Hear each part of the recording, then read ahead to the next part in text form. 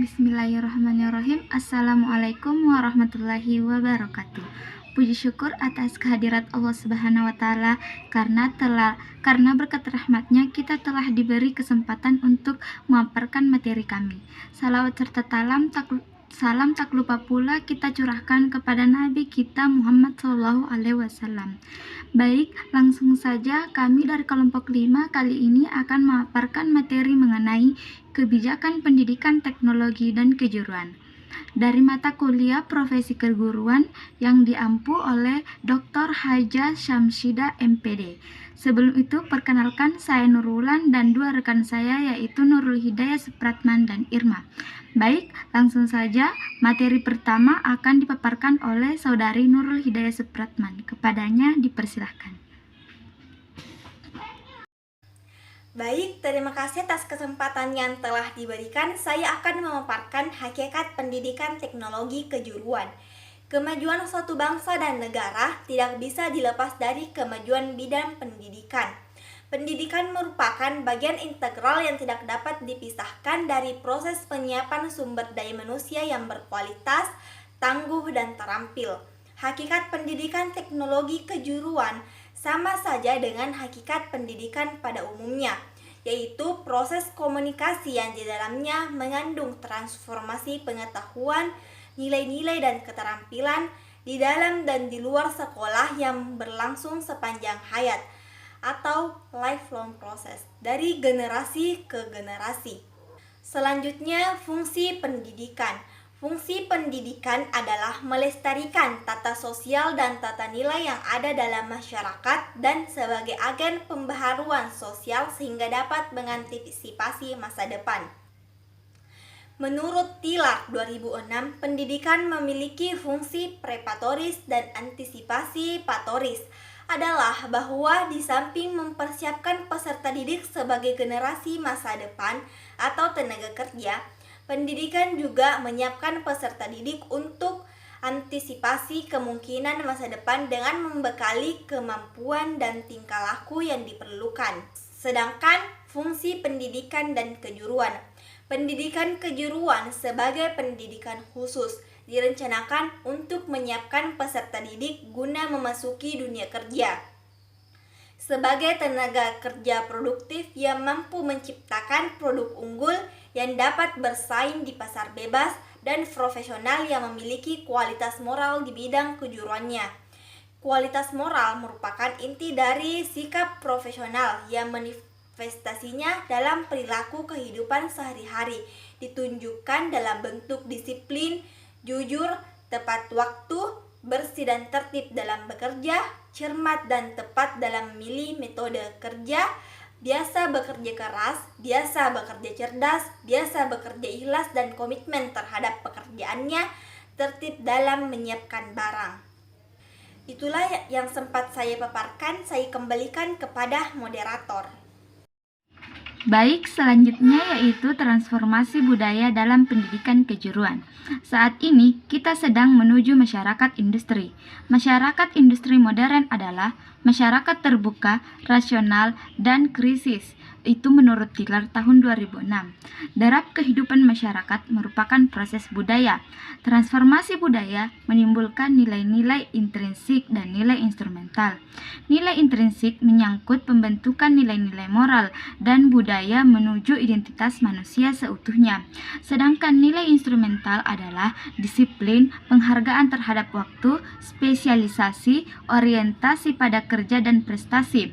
Transformasi adalah suatu kompleks jalinan kekuatan yang saling terikat dari 7 poros transformasi, yaitu globalisasi, struktur ekonomi, politik, ideologi, budaya nasional, manusia dan masyarakat, iptek dan informasi, menurut Alfian tahun 1986. Selanjutnya yaitu 4 dari 7 transformasi yang sangat erat kaitannya dengan pendidikan kejuruan. yaitu satu, globalisasi. Globalisasi merupakan rekayasa ekonomi yang dijadikan kehidupan manusia menjadi begitu terbuka, dan dalam keterbukaan itu manusia adalah kuncinya. Pendidikan yang bermutu adalah moto globalisasi. Yang kedua adalah perubahan struktur ekonomi. Perubahan struktur ekonomi berdasarkan pertanian menuju ekonomi berdasarkan industri akan mengubah cara hidup dan berpikir bangsa. Yang ketiga, peranan iptek. Peranan iptek dalam masyarakat industri menuntut manusia yang sadar iptek. Masyarakat industri bukan hanya melek huruf, tetapi juga melek numerik. Yang keempat, informasi. Informasi dapat mengubah cara wajah dunia, dan siapa yang menguasai informasi dapat menguasai dunia, opini dunia, politik, sosial, dan ekonomi. Materi berikutnya akan disampaikan oleh rekan saya yang lain, yaitu Irma. Kepadanya dipersilahkan. Baiklah, materi selanjutnya yakni peranan pendidikan kejuruan. Dalam Undang-Undang Nomor 2 Tahun 2003, Sistem Pendidikan Nasional disebutkan bahwa pendidikan kejuruan merupakan pendidikan yang mempersiapkan peserta didik untuk bekerja dalam bidang tertentu. Jadi, pendidikan kejuruan memiliki peran untuk menyiapkan peserta didik agar siap bekerja, baik bekerja secara mandiri atau wira swasta maupun mengisi lowongan pekerjaan yang ada. Sesuai dengan peran pendidikan, hingga saat ini lulusan dari lembaga-lembaga pendidikan kejuruan lebih mudah memasuki pasar kerja dibandingkan dengan lulusan pendidikan umum. Mengingat hal ini, pemerintah terus melakukan kebijakan-kebijakan untuk meningkatkan kuantitas dan kualitas pendidikan kejuruan. Salah satunya bahwa pada akhir tahun 2009, perbandingan jumlah antara sekolah kejuruan dan sekolah umum diharapkan menjadi 70:30. Hal ini membawa konsekuensi pada peningkatan kualitas untuk semua aspek yang terkait dengan penyelenggaraan pendidikan kejuruan. Materi selanjutnya yakni tujuan pendidikan kejuruan. Pendidikan kejuruan sendiri bertujuan untuk meningkatkan kecerdasan, pengetahuan, kepribadian, akhlak mulia, serta keterampilan peserta didik untuk hidup mandiri dan mengikuti pendidikan lebih lanjut sesuai dengan program kejuruannya. Dari tujuan pendidikan kejuruan tersebut mengandung makna bahwa pendidikan kejuruan di samping menyiapkan tenaga kerja yang profesional, juga mempersiapkan peserta didik untuk dapat melanjutkan pendidikan ke jenjang yang lebih tinggi sesuai dengan program kejuruan atau bidang keahlian. Pendidikan kejuruan harus memandang anak didik sebagai individu yang selalu dalam proses untuk mengembangkan pribadi dan segenap potensi yang dimilikinya. Materi terakhir yakni tantangan pendidikan teknologi dan kejuruan. Perkembangan teknologi menuntut adanya perkembangan pula pada pendidikan kejuruan. Karena saat ini tatanan kehidupan pada umumnya dan tatanan perekonomian pada khususnya sedang mengalami pergeseran paradigma ke arah global.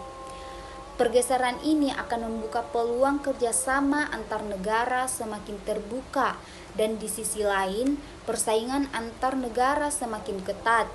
Untuk meningkatkan kemampuan persaingan dalam perdagangan bebas, diperlukan serangkaian kekuatan daya saing yang tangguh, antara lain kemampuan manajemen, teknologi, sumber daya manusia.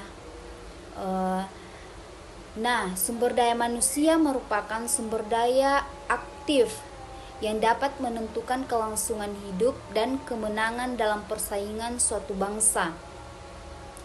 Pendidikan memiliki peran yang sangat strategis dalam mewujudkan sumber daya manusia yang tangguh untuk menghadapi persaingan bebas, termasuk pendidikan kejuruan yang menyiapkan peserta didik atau sumber daya manusia yang memiliki kemampuan kerja sebagai tenaga kerja menengah sesuai dengan tuntutan dunia usaha dan dunia industri. Oleh karena itu, sesuai dengan tuntunan perkembangan pendidikan kejuruan, maka perlu adanya pembaruan pendidikan dan pelatihan kejuruan di SMK untuk masa depan.